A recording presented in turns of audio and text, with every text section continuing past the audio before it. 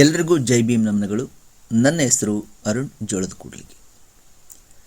ಅಂಬೇಡ್ಕರ್ ಓದು ಸರಣಿಯ ಭಾಗವಾಗಿ ನಾನಿಂದು ಅಂಬೇಡ್ಕರ್ ಅವರು ಡಿಸೆಂಬರ್ 25, 1954ರಲ್ಲಿ ಪುಣೆಯಲ್ಲಿ ಮಾಡಿದ ಭಾಷಣ ಪಂಢರಾಪುರದ ದೇವಸ್ಥಾನವು ಬುದ್ಧನ ವಿಹಾರವಾಗಿತ್ತು ಎನ್ನುವ ಭಾಷಣವನ್ನು ಓದಲಿದ್ದೇನೆ. ಈ ಭಾಷಣವನ್ನು ಮರಾಠಿಯಿಂದ ಸರ್ಜು ಕಾಟ್ಕರ್ ಅನುವಾದ ಮಾಡಿದ್ದಾರೆ. ಹೊಸಪೇಟೆಯ ಯಾಜಿ ಪ್ರಕಾಶನ ಪ್ರಕಟಿಸಿದ ಡಾಕ್ಟರ್ ಬಾಬಾ ಸಾಹೇಬ್ ಅಂಬೇಡ್ಕರ್ ಅವರ ಸುಪ್ರಸಿದ್ಧ ಭಾಷಣಗಳು ಕೃತಿಯಿಂದ ಈ ಭಾಗವನ್ನು ಆಯ್ದುಕೊಳ್ಳಲಾಗಿದೆ.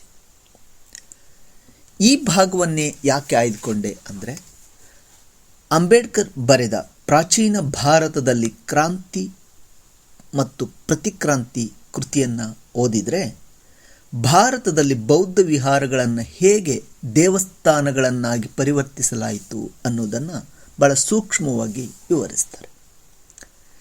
ಇಡೀ ಇಂಡಿಯಾದ ಪುರಾತತ್ವ ಶೋಧದಲ್ಲಿ ಇಂತಹ ನೂರಾರು ಬೌದ್ಧ ವಿಹಾರಗಳ ಪುರಾವೆಗಳು ಸಿಕ್ಕಿವೆ, ಈಗಲೂ ಸಿಗುತ್ತವೆ.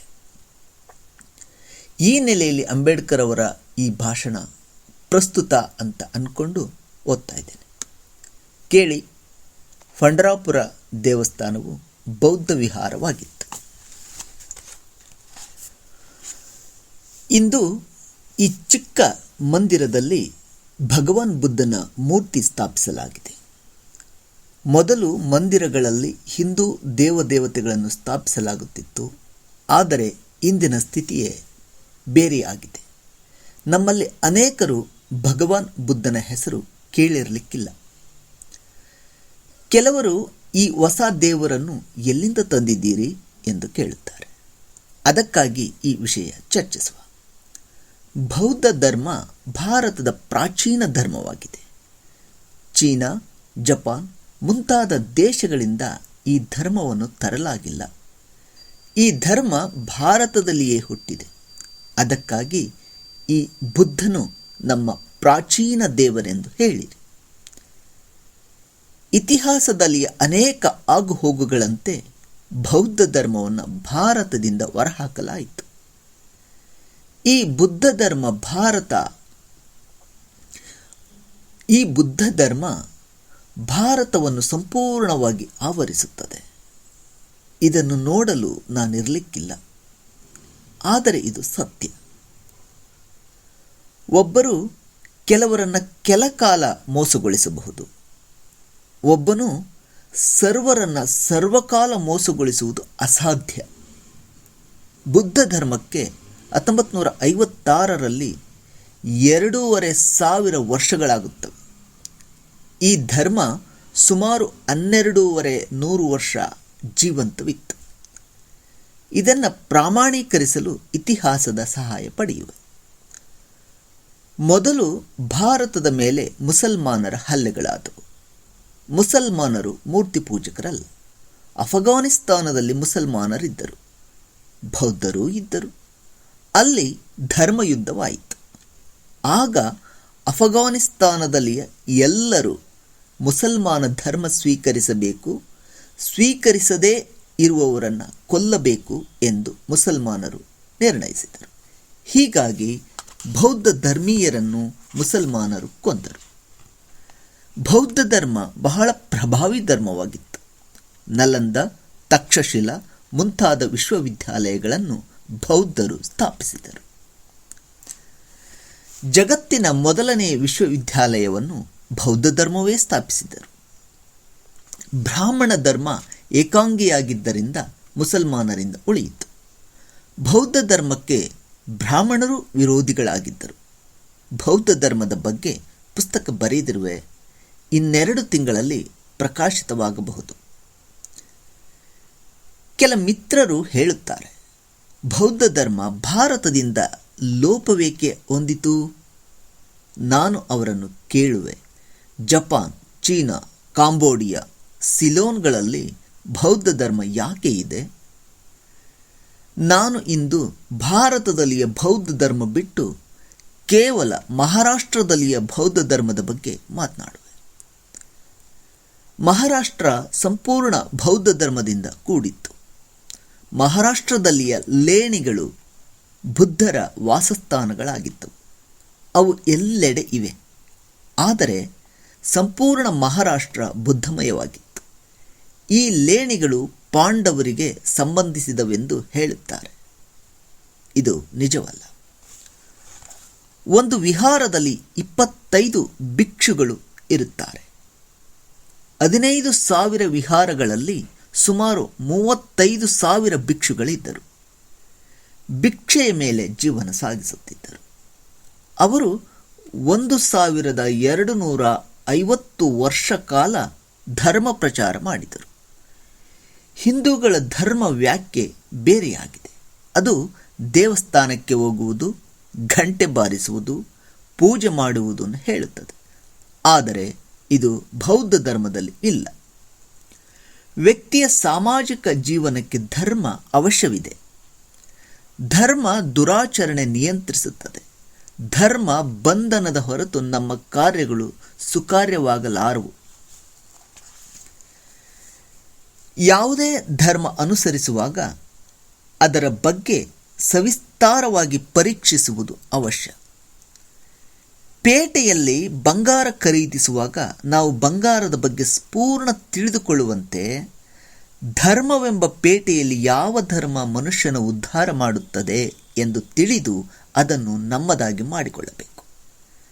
ನಮ್ಮ ಅವನತಿಗೆ ಹಿಂದೂ ಧರ್ಮದಲ್ಲಿಯ ಜಾತೀಯತೆಯೇ ಕಾರಣ. ಜಾತೀಯತೆಯಿಂದ ನಮ್ಮ ಮೇಲೆ ಅನ್ಯಾಯವಾಗಿದೆ. ಇಂತಹ ಹಿಂದೂ ಧರ್ಮವನ್ನು ನಾವು ಹೇಗೆ ನಮ್ಮ ಧರ್ಮ ಎಂದು ಸ್ವೀಕರಿಸಬೇಕು? ಬೌದ್ಧ ಧರ್ಮದಲ್ಲಿ ಸಮಾನತೆ, ಸಮಾನ ಅವಕಾಶ ಹಾಗೂ ಸಮಾನ ಅಧಿಕಾರ ಕೊಡಲಾಗಿದೆ. ಅದರಲ್ಲಿ ಐಕ್ಯತೆ ಇದೆ. ಒಂದು ವಿಚಾರ ಹೇಳುವೆ. ಬ್ರಹ್ಮ ಇದೊಂದು ಮನೆ ಹಾಗೂ ಆತ್ಮ ಬ್ರಹ್ಮನ ಛಾಯೆ, ಅಂದರೆ ಸೂರ್ಯ ಹಾಗೂ ಸೂರ್ಯನ ಪ್ರತಿಬಿಂಬ. ಮನೆ ಹಾಗೂ ಅದರ ಛಾಯೆ ಹಾಗೆಯೇ ಬ್ರಹ್ಮ ಮತ್ತು ಆತ್ಮಗಳಾಗಿರುತ್ತವೆ. ಇದೆಲ್ಲವೂ ಪುರಾಣದಲ್ಲಿ ಬರೆದ ತಪ್ಪು ಕ್ರಮವಾಗಿದೆ. ಒಂದು ವೇಳೆ ಬ್ರಹ್ಮನ ಛಾಯೆ ಆತ್ಮವಾಗಿದ್ದಲ್ಲಿ ಅಸ್ಪೃಶ್ಯರಿಗೆ ದೇವರು ಕೊಟ್ಟ ನೀರು ಮುಟ್ಟಲು ಅದ್ಯಾಕೆ ಬಿಡುವುದಿಲ್ಲ? ವಾದ ವಿವಾದ ಮುಗಿಯದ ಹಾಗೆ ಕಾಣಲು ಹುಡುಗರು ಬುದ್ಧನ ಹತ್ತಿರ ಹೋದರು.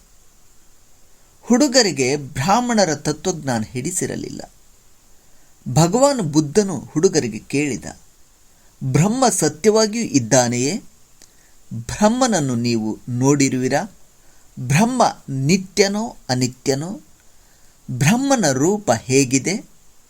ಅವರು ಮಾತನಾಡುವರೇ? ಅವರಲ್ಲಿ ಸುಗಂಧವಿದೆಯೇ? ಅವರು ಸಿಹಿಯಾಗಿದ್ದಾರೋ, ಖಾರವಾಗಿದ್ದಾರೋ, ಹುಳಿಯಾಗಿದ್ದಾರೋ? ಮನುಷ್ಯನಿಗೆ ಸತ್ಯ ತಿಳಿದುಕೊಳ್ಳಲು ಕಣ್ಣು, ಕಿವಿ, ಮೂಗು, ನಾಲಿಗೆ ಹಾಗೂ ತ್ವಚೆ ಹೀಗೆ 5 ಇಂದ್ರಿಯಗಳಿರುತ್ತವೆ.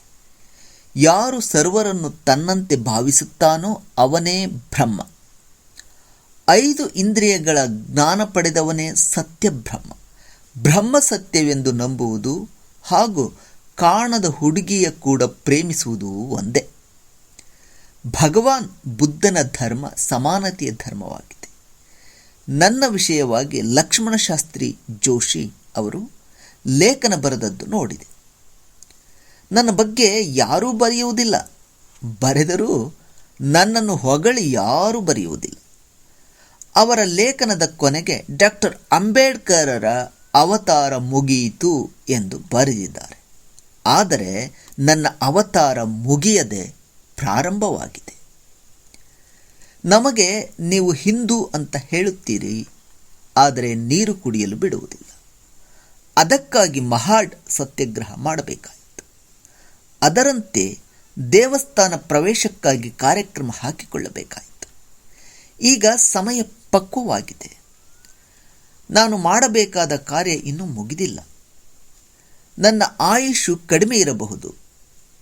ಆದ್ದರಿಂದ ಸಾಮಾಜಿಕ ಕಾರ್ಯಗಳಿಂದ ನಿವೃತ್ತಿ ಹೊಂದಿ ಕೇವಲ ಬೌದ್ಧ ಧರ್ಮ ಪ್ರಚಾರ ಕಾರ್ಯ ಕೈಗೊಳ್ಳುವೆ. ಹೊಲೆಯರು ಧೈರ್ಯವಾನರು. ಅವರು ಲಂಗೋಟಿ, ಕಂಬಳಿ, ಕೈಯಲ್ಲಿ ಕಟ್ಟಿಗೆ ಹಿಡಿದು ತಿರುಗುತ್ತಾರೆ. ಜೈನ ಸಮಾಜದ ಗುರುಗಳು ನಗ್ನರಾಗಿ ತಿರುಗುವಂತೆ ನಾವು ನಗ್ನರಾಗಿ ತಿರುಗುವ. ನೀವು ಬೌದ್ಧ ಧರ್ಮ ಸ್ವೀಕರಿಸಿದ ಕೂಡಲೇ ಕೆಲವು ವಿಚಾರ ಕೈಬಿಡಬೇಕಾಗುತ್ತದೆ. ಅಂದರೆ ಏಕಾದಶಿ, ಪಂಢರಾಪುರಕ್ಕೆ ಹೋಗುವುದು, ಇವುಗಳನ್ನು ಬಿಡಬೇಕಾಗುತ್ತದೆ. ಭಗವಾನ್ ಬುದ್ಧನ ಧರ್ಮವೇ ನಮ್ಮ ಧರ್ಮ, ನಮ್ಮ ಧಮ್ಮ. ಪಂಢರಾಪುರದ ಪಂಢರೀನಾಥನ ಬಗ್ಗೆ ಸಂಶೋಧನೆ ನಡೆದಿದೆ. ಪಂಢರೀನಾಥ ದೇವಾಲಯ ಬುದ್ಧನ ದೇವಾಲಯವೆಂದು ನಾನು ಸಿದ್ಧ ಮಾಡಿಕೊಡುವೆ. ಬ್ರಾಕೆಟಲ್ಲಿ ಚಪ್ಪಾಳೆ ತಟ್ತಾರೆ ಈ ಮಾತಿಗೆ. ಪುಂಡಲೀಕ ಶಬ್ದವೇ ಪಾಂಡುರಂಗವೆಂದು ಪರಿವರ್ತಿತ ಹೊಂದಿದೆ. ಪುಂಡಲೀಕ ಅಂದರೆ ಕಮಲ. ಬುದ್ಧರಲ್ಲಿ ಮೂರ್ತಿ ಪೂಜೆ ಇಲ್ಲ. ಪಾಲಿ ಭಾಷೆಯಲ್ಲಿ ಕಮಲಕ್ಕೆ ಪಾಂಡುರಂಗವೆಂದು ಹೇಳುತ್ತಾರೆ. ಜನರಿಗೆ ಮೋಸ ಮಾಡಲು ಬುದ್ಧನ ಹೆಸರು ತಪ್ಪಿಸಲಾಯಿತು. ಮಹಾರಾಷ್ಟ್ರದಲ್ಲಿ ಪಾಂಡವರ ಲೇಣಿ ಎಂದು ಕೆಲವು ಅವಶೇಷಗಳಿಗೆ ಹಿಂದೂಗಳು ಕರೆಯುತ್ತಾರೆ. ಆದರೆ ಪಾಂಡವರು ಮಹಾರಾಷ್ಟ್ರಕ್ಕೆ ಬಂದಿರಲಿಲ್ಲ. ಇನ್ನೊಂದು ಮಾತೆಂದರೆ, ನೀವು ಕಟ್ಟಿಸಿದ ಮಂದಿರ ತೀರ ಚಿಕ್ಕ ಮಂದಿರವಿದೆ. ಇದಕ್ಕೆ ಒಂದು ದೊಡ್ಡ ಕೋಣೆ, ಪ್ರದಕ್ಷಿಣೆ ಹಾಕಲು ದೊಡ್ಡ ಜಾಗ ಬೇಕು. ಅದಕ್ಕಾಗಿ ನಾವೆಲ್ಲರೂ ವಂತಿಗೆ ಕೂಡಿಸಿ ಕಾರ್ಯ ಪೂರೈಸುವ. ದೇವರ ಹೆಸರಿನಲ್ಲಿ ಕೂಡಿಸಿದ ಹಣ ಮಾತ್ರ ದುರುಪಯೋಗಪಡಿಸಬಾರದು. ಇಂದಿನ ದಿನ ಮಹತ್ವದ ದಿವಸ. ಇದು ಇತಿಹಾಸದಲ್ಲಿ ಬರೆಯುವ ದಿನ. ಬಹಳ ದಿನಗಳ ನಂತರ ಬುದ್ಧನ ಮೂರ್ತಿ ಸ್ಥಾಪಿಸಲಾಗಿದೆ. ಅದರ ಶ್ರೇಯಸ್ಸು ಕೇವಲ ನಿಮಗೆ ಸೇರಿತು. ಆದ್ದರಿಂದ ನಾನು ನಿಮಗೆ ಧನ್ಯವಾದ ಅರ್ಪಿಸುವೆ. ನಮಸ್ಕಾರ.